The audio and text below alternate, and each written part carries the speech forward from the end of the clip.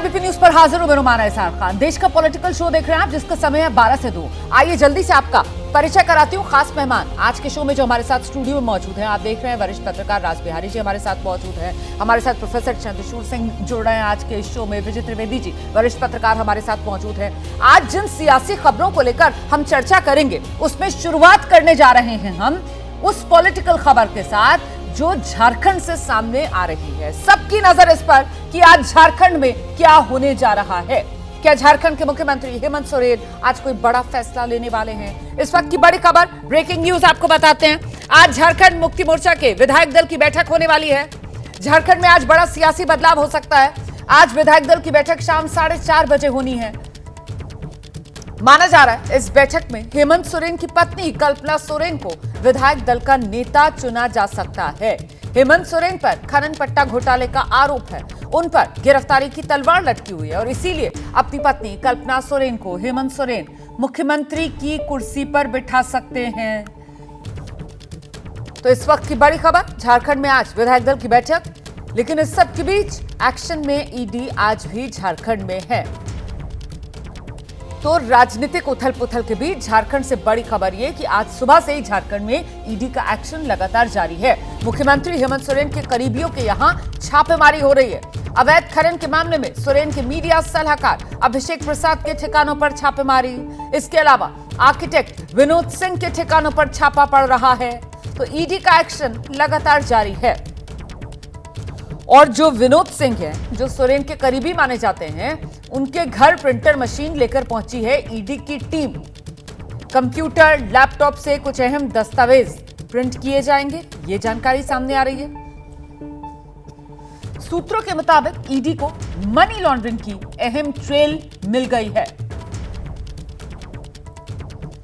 तो हेमंत सोरेन के करीबियों पर छापा और मैं आपको तस्वीरें दिखाती हूं। वो जो ईडी की टीम पहुंची है प्रिंटर लेकर, वो तस्वीरें दिखाइए जरा टेलीविजन स्क्रीन पर। ये देख रहे हैं आप, ये प्रिंटिंग मशीन लेकर ईडी की टीम पहुंची है हेमंत सोरेन के करीबी विनोद सिंह के घर पर, जहां पर सूत्र ये जानकारी दे रहे हैं कि ईडी को मनी ट्रेल भी मिल गई है।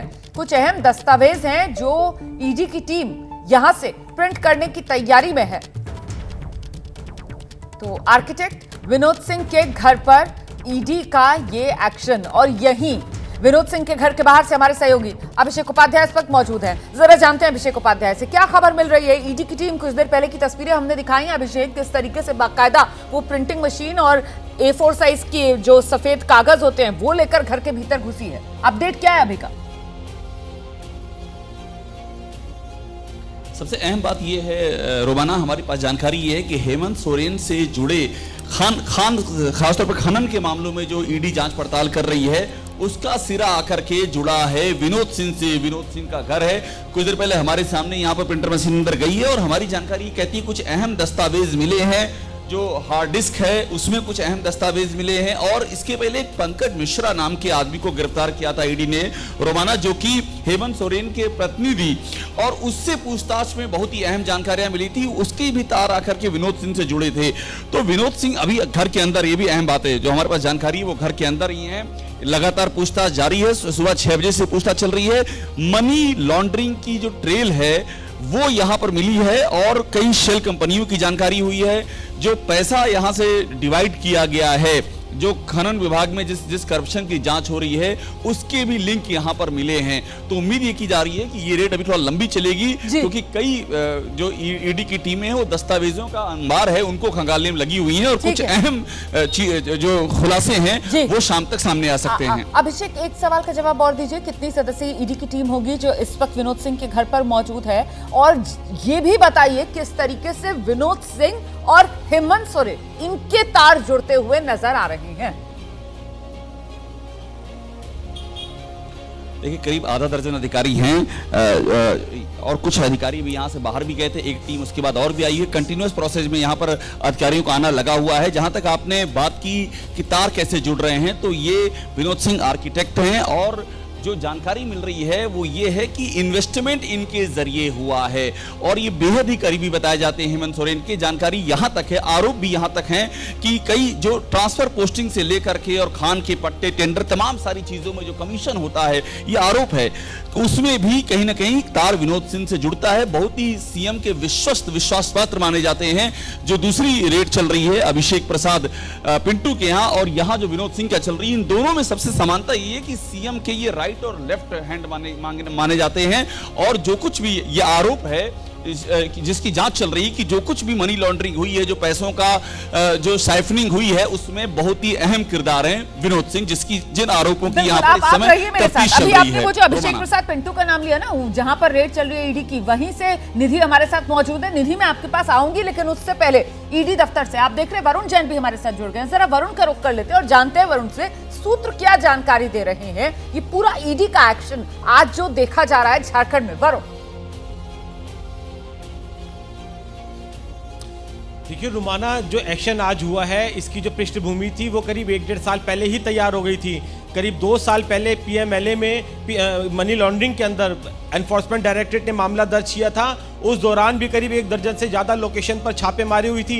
कई डॉक्यूमेंट्स मिले थे, कई बैंक अकाउंट्स की डिटेल पता चली थी। कल शैन कंपनीज की जो जानकारी थी वो एनफोर्समेंट डायरेक्टरेट के हाथ लगी थी और उसी के आधार पर अब जो शिकंजा है वो जो सोरेन है उनके इन करीबियों तक एनफोर्समेंट डायरेक्टरेट ने कसा है। और सूत्र इस बात की जानकारी दे रहे हैं कि अहम दस्तावेज और जानकारी मिलने के बाद आज ये छापेमारी हुई है। सुबह करीब 6 बजे के आसपास।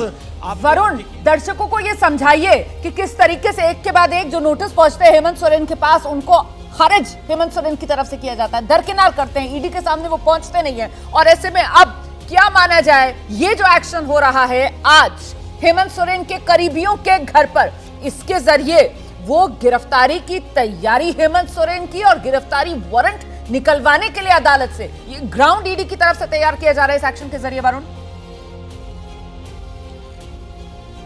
देखिए निश्चित तौर पर जिस तरीके से लगातार एनफोर्समेंट डायरेक्टरेट नोटिस सर्व कर रही थी, जो सोरेन है वो पूछताछ में शामिल नहीं हो रहे थे, तो उसी का बैकग्राउंड तैयार करने के लिए जो एक पृष्ठभूमि है वो तैयार की जा रही है। जो अहम एविडेंस मिले थे उन्हीं के जरिए ये आज छापेमारी हुई है और सूत्र इस बात की जानकारी दे रहे हैं अभी भी एनफोर्समेंट डायरेक्टरेट को कई पुख्ता सबूत ऐसे मिले हैं जिनका सीधा सीधा कनेक्शन सोरेन से जाकर कनेक्ट होता है। ऐसे में आने वाले समय में निश्चित तौर पर जो हेमंत सोरेन है उनकी मुश्किलें बढ़ेगी, क्योंकि जो एविडेंस है वो इसी और इशारा कर रहे हैं कि किस तरीके से इलीगल माइनिंग हो रही थी, जो पट्टे थे उसके जरिए कमीशन लिया जा रहा था और जो पैसा था वो उस काले पैसे को आगे शेल कंपनीज के जरिए कैसे आगे पहुंचाया जा रहा था। जी बिल्कुल, रहिए मेरे साथ। झारखंड में जारी है ईडी का एक्शन। अब की बार गिरफ्तारी की तलवार हेमंत सोरेन पर लटक रही है क्या, इसी को लेकर आगे चर्चा करेंगे, लेकिन फिलहाल सीधे आपको ग्राउंड पर लेकर चलेंगे अपडेट के लिए। निधि हमारे साथ मौजूद है और जरा जानते हैं निधि से कि जो हेमंत सोरेन के ये मीडिया सलाहकार अभिषेक पिंटू,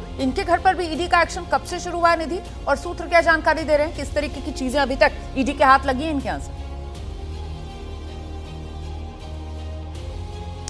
तो माना देखिए, इस वक्त मैं अभिषेक पिंटू के घर के बाहर मौजूद हूँ। सुबह 7 बजे ईडी की टीम यहाँ पर पहुंची और 2 गाड़ियाँ, ये मैं आपको दिखा दूँ, लगभग आधा दर्जन अधिकारी जो है वो यहाँ पर पहुंचे हुए हैं। और ये गेट है, एक तो इस गेट और दूसरे पीछे की तरफ एक गेट है। और लगभग सुबह 7 बजे से पूछताछ जो है वो चल रही है। पहला पूछताछ अभिषेक पिंटू से 2022 में हुआ था, जब पुलिस को ये ईडी को ये कुछ सुराग मिले थे अहम दस्तावेजों को लेकर के। और इसके अलावा मैं आपको बता दूँ, ये जो पूरा का पूरा मामला है, जहाँ जहाँ छापेमारी चल रही है 12 ठिकानों पर, उनमें से कई मुख्य किरदार है, जिसमें से एक अभिषेक पिंटू है जो कि सीएम के मीडिया एडवाइजर है।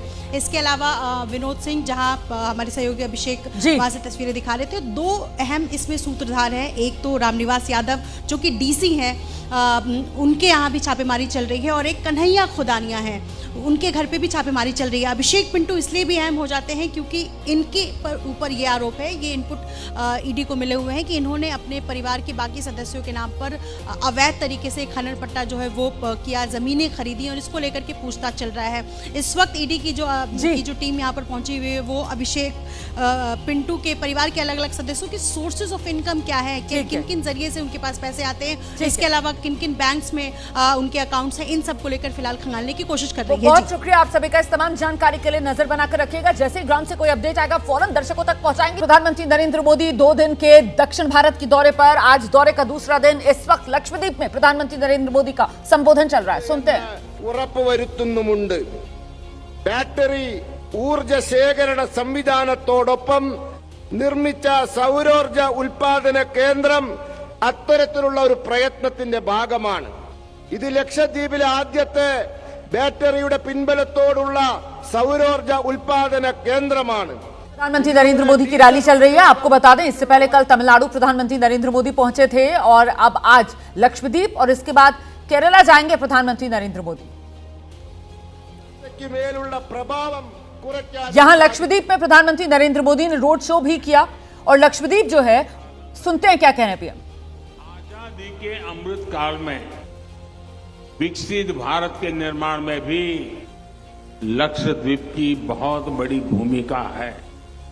भारत सरकार लक्षद्वीप को इंटरनेशनल टूरिज्म मैप पर प्रमुखता से लाने का प्रयास कर रही है। हाल में ही जो G20 की एक मीटिंग यहां हुई है, उससे लक्षद्वीप को अंतर्राष्ट्रीय पहचान मिली है। स्वदेश दर्शन योजना के तहत लक्षद्वीप के लिए डेस्टिनेशन स्पेसिफिक मास्टर प्लान बनाया जा रहा है। अब तो लक्षद्वीप के पास 2 ब्लू फ्लैग बीचेज हैं। मुझे बताया गया है कि कदमत और सुहेली द्वीप पर देश का पहला वाटर विला प्रोजेक्ट बनाया जा रहा है। लक्षद्वीप अब क्रूज टूरिज्म का भी एक बहुत बड़ा डेस्टिनेशन बनता जा रहा है। 5 साल पहले की तुलना में यहां आने वाले टूरिस्ट की संख्या लगभग 5 गुना बढ़ी है। आपको ध्यान होगा, मैंने देश की जनता से अपील की है कि वो विदेश घूमने से पहले देश के कम से कम 15 स्थानों को देखने जरूर जाएं। जो लोग दुनिया के अलग अलग देशों के द्वीपों को देखने जाना चाहते हैं, वहां के समंदर से अभिभूत है, उनसे मेरा आग्रह है कि वो पहले लक्षद्वीप आकर जरूर देखें। मुझे विश्वास है, जिसने एक बार यहां के सुंदर बीचेज को देख लिया, वो दूसरे देश जाना भूल जाएगा। എന്റെ കുടുംബാംഗങ്ങളെ, സ്വാതന്ത്ര്യത്തിന്റെ അമൃതകാലത്ത് विकसित भारत निर्मिക്കുന്നതിലും गारंटी है विकसित भारत के निर्माण में लक्षद्वीप अहम भूमिका निभाएगा। ये प्रधानमंत्री नरेंद्र मोदी की तरफ से बताया गया और उन्होंने बताया किस तरीके से पिछले 5 साल में जो पर्यटक लक्षद्वीप पहुंचे हैं, उनकी संख्या में 5 गुना की बढ़ोतरी हुई है। बिना भेदभाव के भारत सरकार लक्षद्वीप के लिए काम कर रही है। क्रूज टूरिज्म का डेस्टिनेशन लक्षद्वीप बनकर उभरा है और महत्वपूर्ण लक्षद्वीप इसलिए हो जाता है क्योंकि लक्षद्वीप की अगर आबादी की बात की जाए तो 97% आबादी लक्षद्वीप की मुस्लिम आबादी है।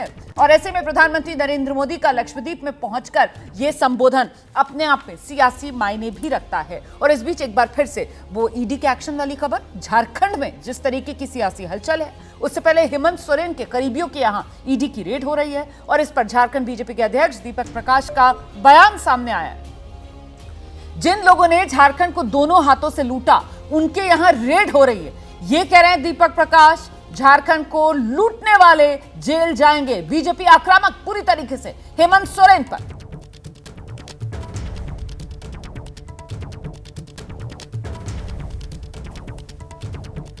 तो झारखंड को लूटने वाले जेल जाएंगे। बीजेपी के झारखंड प्रदेश अध्यक्ष हैं दीपक प्रकाश, उनका बयान सामने आया है। वो कह रहे हैं कि जिन लोगों ने झारखंड को लूटने का काम किया है, उन्हीं के यहां ये केंद्रीय एजेंसी का एक्शन हो रहा है, ये ईडी की रेड हो रही है। झारखंड के मुख्यमंत्री के शागिर्दों के आज ईडी के छापे पड़े। जिन लोगों ने झारखंड को दोनों हाथों से लूटने का काम किया, भ्रष्टाचार की पराकाष्ठा करने का काम किया, और मोदी की गारंटी है कि गरीबों के जो पैसे जिसने लूटा है, उनके घर से बरामद करके गरीबों के हित में काम करने का संकल्प प्रधानमंत्री नरेंद्र मोदी जी का है। और झारखंड को लगातार भ्रष्टाचार की पराकाष्ठा पहुंचाने वाले अब जेल जाएंगे, उनके चेहरे बेनकाब होंगे। और साथ ही साथ जो सत्ताधारी दल है झारखंड मुक्ति मोर्चा, कांग्रेस और आरजेडी के संरक्षण में जो भ्रष्टाचार चल रहा है, उन भ्रष्टाचारियों को जेल जाना ही पड़ेगा, जेल जाना ही पड़ेगा। तो झारखंड के बीजेपी के ये पूर्व प्रदेश अध्यक्ष को आप सुन रहे थे, दीपक प्रकाश, जो सीधे सीधे निशाने पर हेमंत सोरेन को ले रहे हैं। और इस सब के बीच ईडी के एक्शन पर बिहार के उप मुख्यमंत्री हैं तेजस्वी यादव, उनका बयान सामने आया। ईडी इससे पहले छत्तीसगढ़ में, मध्य प्रदेश में, राजस्थान में भी सक्रिय थी। अब वहां चुनाव खत्म हो गए तो अब ईडी दूसरे राज्यों में सक्रिय हो रही है, ये कहना है तेजस्वी यादव का। अच्छा, आप जानते हैं झारखंड में भी इसी साल अक्टूबर नवंबर के महीने में चुनाव होना है, विधानसभा चुनाव। ठीक ही बोले जो बोले हैं, तो उसमें गलत क्या बोले हैं। इससे पहले मध्य प्रदेश में था, छत्तीसगढ़ में था, राजस्थान में था। अब जब वहाँ खत्म हो गया है चुनाव, तो इन राज्यों में तो आएगी। तो ये बात तो हम बहुत पहले से भी बोले।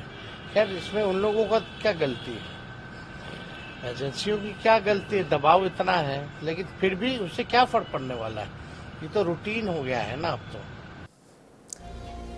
तेजस्वी यादव को सुन रहे थे आप, सीधे सीधे निशाना केंद्र की सरकार पर साधते हुए कि जब भी चुनाव होना होता है तो फिर केंद्रीय एजेंसियां जो हैं वो विपक्षी दलों के द्वारा जो शासित राज्य हैं वहां पर एक्टिव हो जाती हैं। हम सीधे इस वक्त सवाल का रुख करते हैं जिस पर अब हम बात करने जा रहे हैं। अब की बार गिरफ्तारी की तलवार, हेमंत सोरेन, गिरफ्तारी तय लग रही है आपको विजय जी?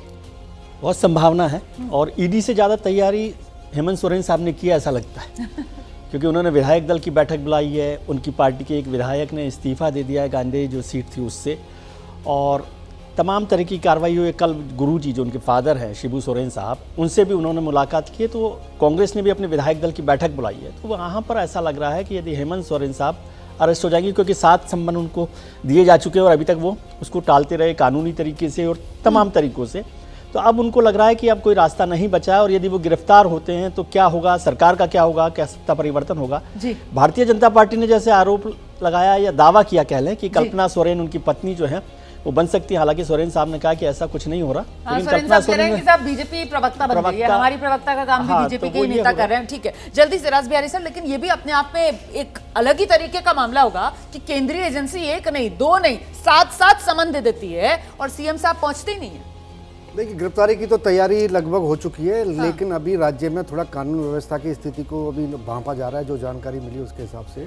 क्योंकि हेमंत सोरेन की गिरफ्तारी के तुरंत बाद कहीं राज्य में कोई अराजकता ना फैले, कहीं दंगे ना हो, उसको भी केंद्रीय एजेंसियां देख रही हैं और इस बारे में उच्च स्तरीय अभी बातचीत हो रही है। अच्छा, मुझे लगता है गिरफ्तारी जल्दी हो सकती है। तो मतलब आप ये कह रहे हैं कि ये जो ढील सी दी जा रही है हेमंत सोरेन को, ये कानून व्यवस्था के मद्देनजर ऐसा किया जा रहा है केंद्रीय एजेंसी की तरफ से। आइए प्रोफेसर साहब। देखिए रुमाना जी, ऐसा है कि 2022 से ही लगातार इस प्रकार की खबरें आती रही हैं कि हेमंत सोरेन के हाथ उतने साफ नहीं रहे हैं जितने साफ एक राजनीति में सुचिता का जो भूमिका होती है उतनी साफ नहीं रही है, और लगातार उस पर कयास लगते रहे हैं कि गिरफ्तारी आज होगी, कल होगी, परसों होगी। आज शायद लगता है कि शायद वो जो लंबा दौर कयासों का है शायद उसको आज विराम लगेगा। समस्या उसकी नहीं है कि गिरफ्तारी होगी, और गिरफ्तारी अगर वारंट है और अगर इस प्रकार की कोई ईडी को जानकारी है तो गिरफ्तारी हो सकती है। पर राजनीतिक तौर पर अगर देखें तो झारखंड शायद इसी साल जैसा आपने कहा चुनाव झारखंड में भी होने, विधानसभा के चुनाव होने हैं, और जानबूझकर ये भी हो सकता है कि सोरेन ने जानबूझकर अपने आप को उससे बाहर रखा होगा, ईडी से बाहर रखा होगा, ताकि वो चाहेंगे कि सिंपैथी वेव ये हो उनके साथ हो, या सिंपैथी फैक्टर को साथ लेकर वो चाहेंगे कि वो आप ये कह रहे हैं कि साहब इबारत लिखी हुई देख रहे हैं अपनी गिरफ्तारी की हेमंत सोरेन, लेकिन वो चाहते हैं कि शहीद बनकर वो जाएं जेल में, तो इस वजह से वो इंतजार करें कि खुद ईडी आकर उनको गिरफ्तार करे। ठीक है, झारखंड में जारी है ईडी वाला एक्शन, और झारखंड में आज ही विधायक दल की बैठक बुलाई है हेमंत सोरेन ने, जो मुख्यमंत्री हैं झारखंड के, जिन पर गिरफ्तारी की तलवार लटक रही है। और इस मीटिंग से पहले सोरेन सरकार के मंत्री हैं आलमगीर आलम, उनका एक बड़ा बयान सामने आया है। आलमगीर आलम कह रहे हैं राजनीति में वैकल्पिक व्यवस्था करके रखनी चाहिए, सीएम कौन होगा या कौन नहीं होगा ये तो बात की बात है, लेकिन वैकल्पिक व्यवस्था जिसका जिक्र कर रहे हैं यहां पर हेमंत सोरेन सरकार में मंत्री आलमगीर आलम, अपने आप में इस वैकल्पिक व्यवस्था की बात करके वो बहुत कुछ संकेत और संदेश दे गए हैं। सुनिए जरा। गठबंधन सरकार अपना काम कर रही है। जनता ने हमें 5 साल के लिए मैंडेट दिया था और हमारी भी भरपूर कोशिश रहेगी कि 5 सालों में जनता के बीच में जो हम अपने वादा करके आए थे उसके 100% पूरी करने के हम प्रयास कर रहे हैं। लेकिन ये बात भी सही है, राजनीति में रहते हैं तो एक जो है अल्टरनेटिव व्यवस्था हमको करके रखना पड़ेगा और उसी व्यवस्था के तहत हुआ है। लेकिन इतना ही हम कहना चाहेंगे कि जनता हमें 5 साल के लिए मैंडेट दिया है। हमारा कोशिश रहे कि हम अपना कार्यकाल को पूरी करें और हम बेहतर काम करके जनता के बीच में दोबारा जाएं। तो ऑल्टरनेटिव व्यवस्था, वैकल्पिक व्यवस्था की बात कर रहे हैं सोरेन सरकार के मंत्री आलमगीर आलम। और ऐसे में सवाल बड़ा हो जाता है कि साहब वो ऑल्टरनेट व्यवस्था, वैकल्पिक व्यवस्था क्या हो सकती है? झारखंड का हल लालू राबड़ी मॉडल वाला ही हो सकता है क्या सर? बदकिस्मती से ऐसा ही मालूम हो रहा है कि अब उसी फॉर्मूले की तरफ हम बढ़ रहे हैं। लेकिन मुझे रोमाना हैरत इस बात की हो रही है कि इतना टाइम क्यों लगा दिया ईडी ने। ये पिछले 1 साल से तकरीबन चल रहा था। गवर्नर बदल गए जो चेक करने वाले थे हेमंत सोरेन को, और वो लिफाफा जो गया था केंद्र सरकार से वो रखा ही रह गया। तो ये मुझे क्यूरियोसिटी है और मैं समझना चाह रहा हूँ कि वो कौन से कारण हैं कि इतना टाइम लगा, क्योंकि ये तो फॉरगॉन कंक्लूजन है कि अब होगा ही। वहीं पर ये सब सारी बिसात बिछ चुकी है और बदला जाना। और ये आलमगीर साहब का संकेत बिल्कुल सही है कि वो वैकल्पिक व्यवस्था, और वैकल्पिक व्यवस्था वही होती है जो अपना घर का आदमी हो। तो हम उसी फॉर्मूले की तरफ बढ़ रहे हैं जो 97 में राबड़ी देवरी के रूप में इस बिहार में देखा था हमें। बिल्कुल, जिस बात का जिक्र विजय जी यहाँ पर अभी कुर्बान साहब कर रहे थे कि साहब इतना सब कुछ हो गया, राजनीति में इतनी उथल पुथल हो गई। हाँ, वो लिफाफे वाली आपने याद दिलाया सर, तो मुझे भी ख्याल आया कि वो लिफाफा तो खुला ही नहीं, वो लिफाफा तो बंद का बंद ही रह गया। तो ये तमाम राजनीतिक प्रश्न तो यहाँ पर पूछे जाएंगे फिर। राजनीतिक प्रश्न सब तरह के पूछने चाहिए। कुर्बान साहब ने सही सवाल उठाया, लेकिन इसका दूसरा जवाब ये भी हो सकता है कि यदि इतना मौका नहीं दिया जाता तो आप कहते कि आपने मौका दिया था क्या? अब 7 मौके दे गए तो कोई ये नहीं कह सकता कि सोरेन साहब को मौका नहीं दिया और उन्होंने उस मौके का इस्तेमाल नहीं किया। तो वो एक बड़ा बात है। और जो वैकल्पिक व्यवस्था है उसमें भारतीय जनता पार्टी का जो मुझे एक ट्विस्ट लगता है, निशिकांत दुबे जी ने कल्पना सोरेन का नाम आगे किया है, तो उससे जो गठबंधन की सरकार है और खासतौर से जेएमएम है, कहीं उसमें स्प्लिट ना हो जाए। ये एक एक्सरसाइज हो सकती है, मैं इसको देख रहा हूँ कि पॉलिटिकल एक्सरसाइज हो सकती है कि वो स्प्लिट हो जाए कल्पना सोरेन के नाम पर। जेएमएम के बहुत सारे लोग, खुद आलमगीर साहब भी जो है, इस बात का जिक्र कर रहे हैं सर कि कहीं ऐसा ना हो कि पत्नी का नाम आगे बढ़ाने के चक्कर में पार्टी से हाथ धो बैठना पड़े हेमंत सोरेन को। इसीलिए एक और सवाल है जिसकी आगे हमने तैयारी की है, पत्नी को ताज या फिर दूसरा फॉर्मूला ऑल्टरनेट व्यवस्था का वो खड़ाऊ राज वाला निकल सकता है कि कोई भरोसेमंद पार्टी का ही कोई और चेहरा जिसको जिम्मेदारी दे दी जाए। इस पर भी चर्चा करेंगे।